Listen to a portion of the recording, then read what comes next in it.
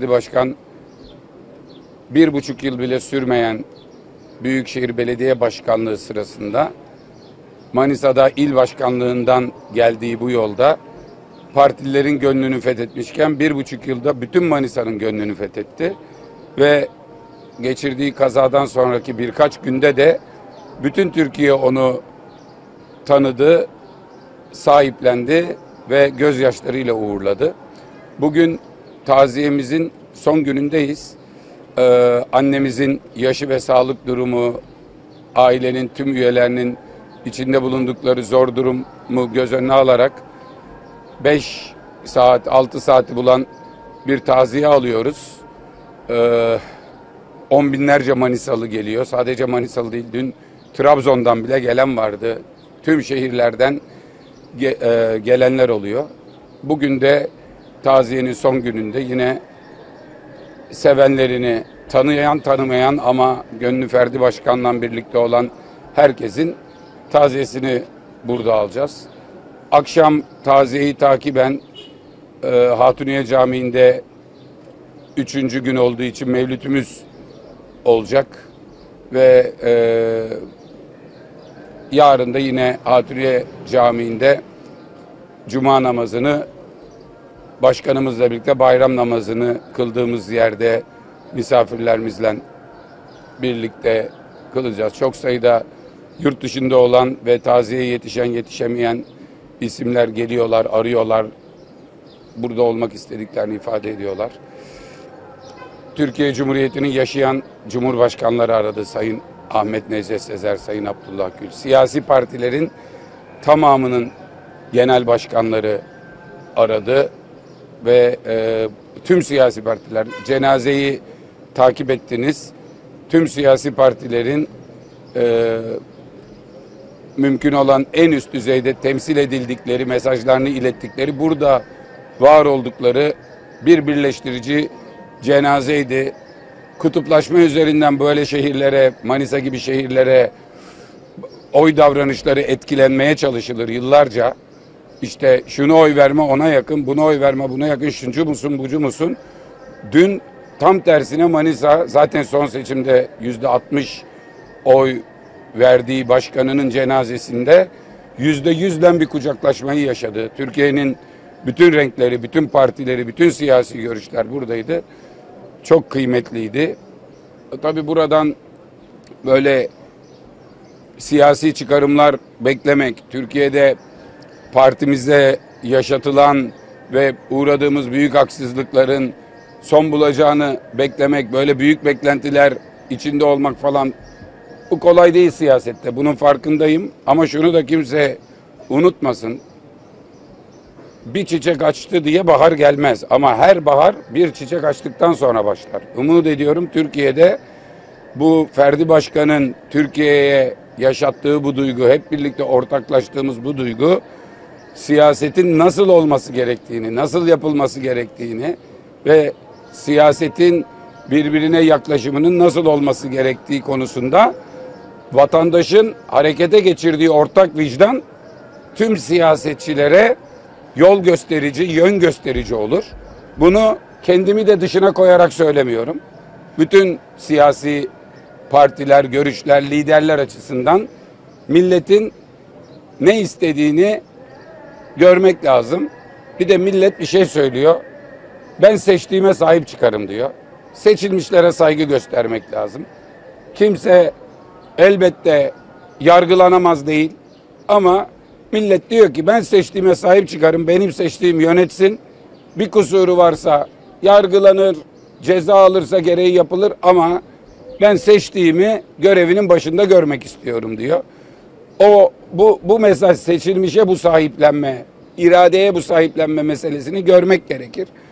19 Mart'tan sonraki süreçte 23'ünde de 104 yaşında nineler gayri resmi bir sandığa, bir partinin gayri resmi seçimine 2 büklüm niye gitsin? Seçtiğine sahip çıkıyor. Sandığa, Atatürk'ün emanetine.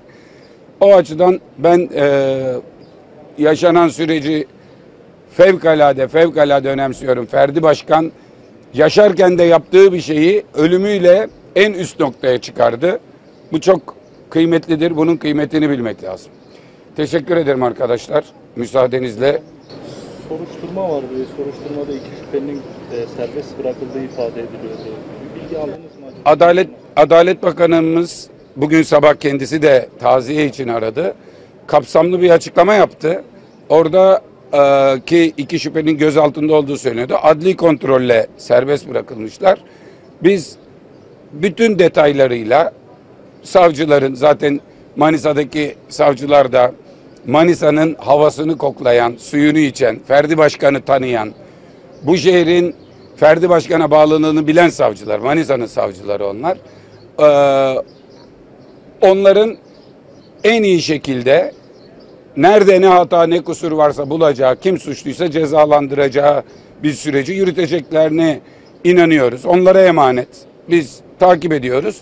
Geçtiğimiz günlerde Adalet Bakanı'nın kapsamlı açıklamasından duyduğum memnuniyeti de bugün Sayın Bakan'a ifade ettim. Takip ediyor olacağız. Soruşturma ilerledikçe tahmin ediyorum savcılık, bakanlık gerekli açıklamaları yapacaktır. Onun dışında hani serbest bırakılmadı bir adli kontrol meselesi olduğunu biliyorum.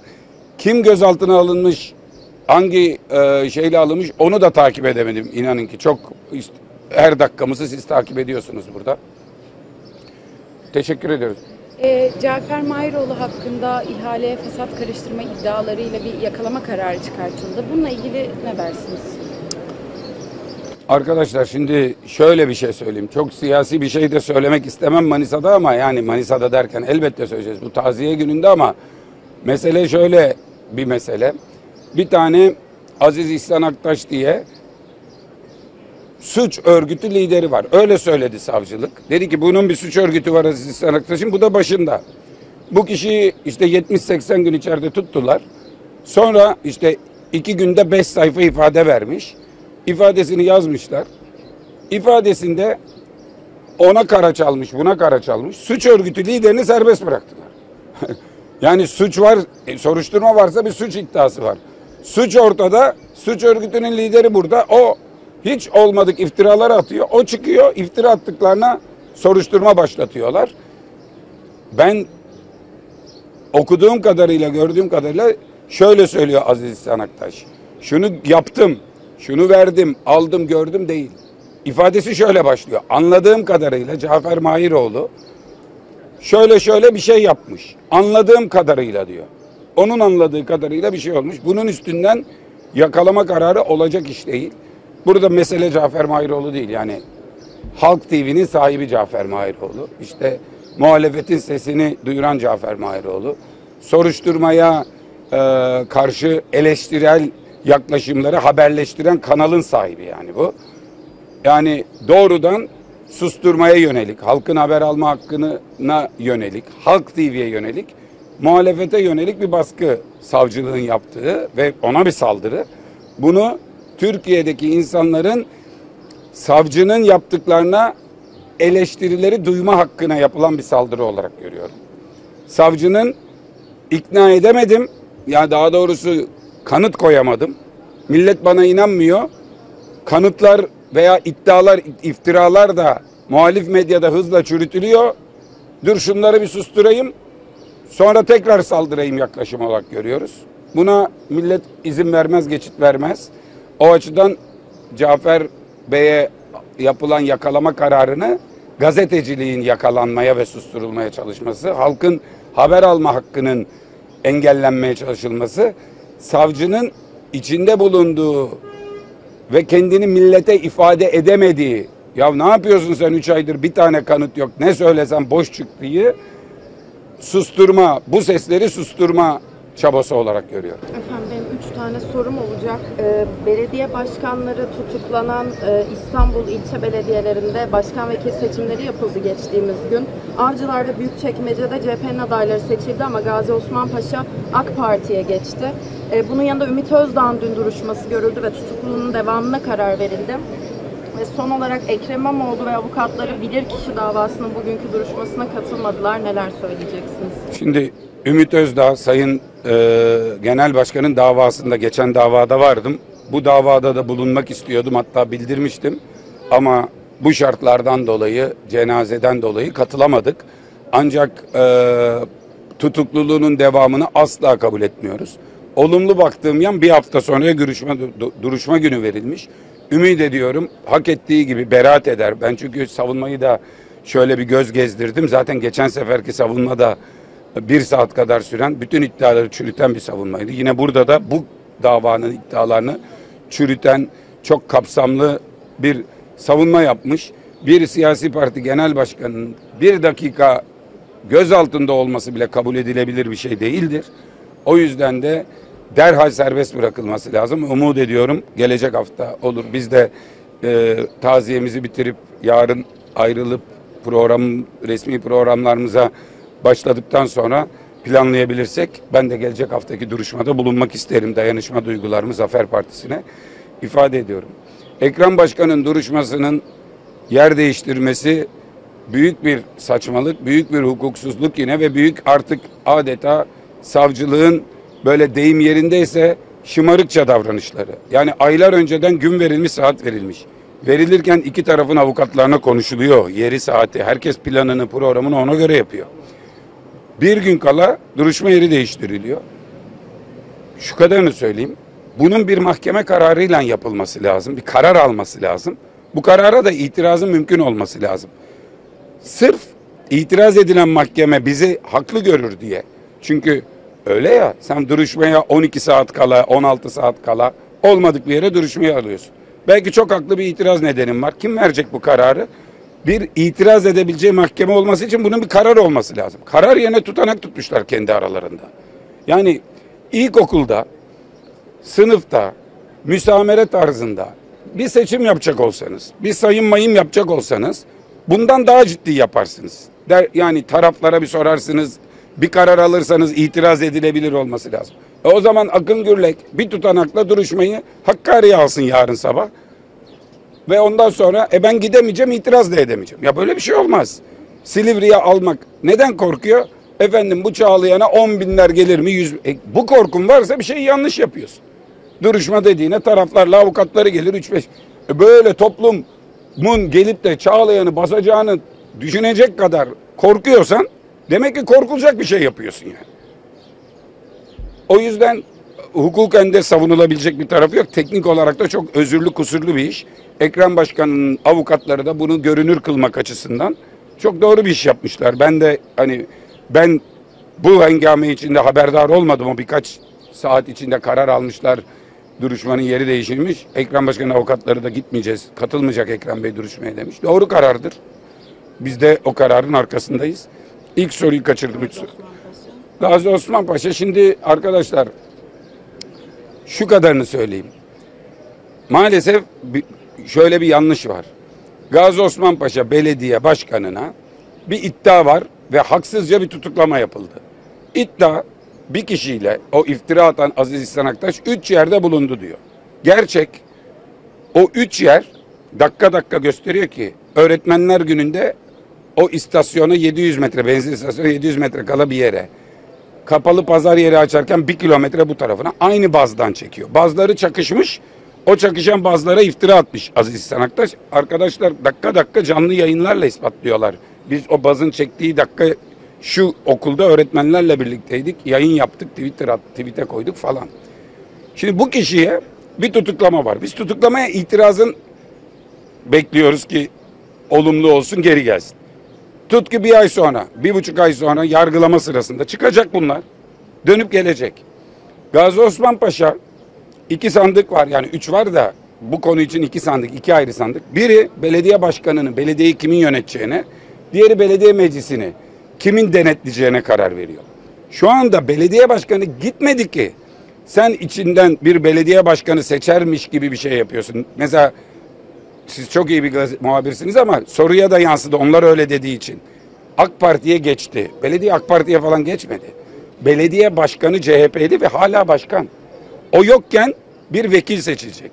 Burada doğrusu AK Parti grubunun aday çıkarmayıp CHP grubu bir vekil seçsin demesiyken sanki belediye başkanının cezası kesinleşmiş gitmiş, yeni bir belediye başkanı seçilecek. O da belediye meclisinden seçilince ben adayımı çıkarırım diyor.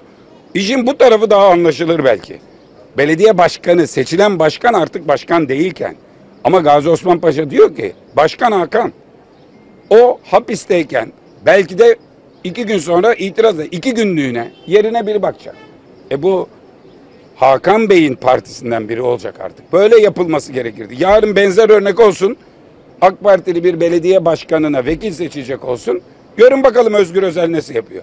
Ali Müfit Gürtun'a diyor ki bizim çoğunluğumuz yoktu, muhalefetin desteğiyle ben göreve devam ettim. Doğrusu budur diyor Tayyip Bey gittikten sonra diyor. Bize verdiler diyor. Ki orada Tayyip Bey belediye başkanlığı bitmişti artık. Cezası kesinleşmişti. Burada Hakan'a vekil seçiyoruz. Hakan'ın vekili niye AK Partili olsun? Öyle olsa Hakan AK Partili olurdu. Hakan'ın vekilinin Hakan'ın o ana kadar yaptığı işleri sürdürecek biri olması lazım. Buradaki en kötü, en yanlış işi Sayın Erdoğan yapmış dün. Tebrik telefonu açmış ve kutluyor. Şimdi yargının da bu kadar baskı altında olduğu bir yerde Hakan'ı yargılayan mahkemenin savcıları, Cumhurbaşkanı'nın Gazi Osman Paşa'yı aldı diye kutladığı yerde Hakan'ı nasıl serbest bırakacaklar da Hakan gelecek geriye koltuğuna oturacak? Bu hatayı geçen sefer Yalova'da yaptı. Bakın Yalova seçimlerden önce kıl payı farkla kazandık, iptal etti. Açık farkla kazandık. Aynı İstanbul gibi. Bu sefer belediye başkanımızı bir iftirayla açığa aldılar ve yerine vekil atadılar. O vekilin elini kaldırdı Erdoğan AK Parti grup toplantısında. Sonra 2-3 yıl bütün bilirkişi raporları belediye başkanı Vefa Salman'ın lehine geldi. Yeni bilirkişi raporu istediler 3 sefer. Kararı geciktirip seçimi buldurdular. Seçimden sonra Vefa Salman'ın suçsuzluğu ortaya çıktı ama iş işten geçti. 3 sene orayı haksız yere yönettiler. Ama ne oldu? Yalovalılar da bu sefer daha büyük farkla yine CHP'yi seçtiler. Şimdi Erdoğan gibi bir siyasetçinin kendi geçmişinde de bu tip işlerin olduğu bir siyasetçinin, geçmişin mağduru olan bir siyasetçinin bugünün böyle zalimi ve bugün bu hataları yapmıyor olması lazım. Ne kendine faydası var, ne demokrasiye faydası var, ne Türkiye'ye faydası var. Olmaz. Bakın buradan canlı yayın altında söylüyorum. AK Partili bir belediye başkanının yerine vekil seçecek olsun, aday çıkaran Özgür Özel namerttir. Çıkarmam. Çıkarmamak lazım. Belediye başkanlığı bittiyse başka bir şey. Ama bitince zaten her parti ne gerekiyorsa onu yapar. Bence kanun da yanlış zaten. Yani böyle olunca hemen 60 gün sonra soralım yine millete. Niye içeriden yapıyoruz, dışarıdan yapıyoruz bilmem. Ama bu vekili arayıp da telefonla kutlamak yanlış olmuştur yani. Mahkemeye baskı olmuştur. Ben Gazi Osman Paşa'yı aldım, benden geri alma diyor hakime yani. Hakim belki yarın salacak Hakan'ı ki mutlaka salması gereken bir tablo var ortada. Yanlış yapmış Sayın Erdoğan ama yani bana sordular Gazi Osman Paşa'ya vekil seçecek Hakan'a AK Partili vekil olur mu? Dedim tenezzül meselesi. Tenezzül meselesi yani. Ben olsam tenezzül etmezdim. Biz etmeyiz. Teşekkür ediyoruz arkadaşlar.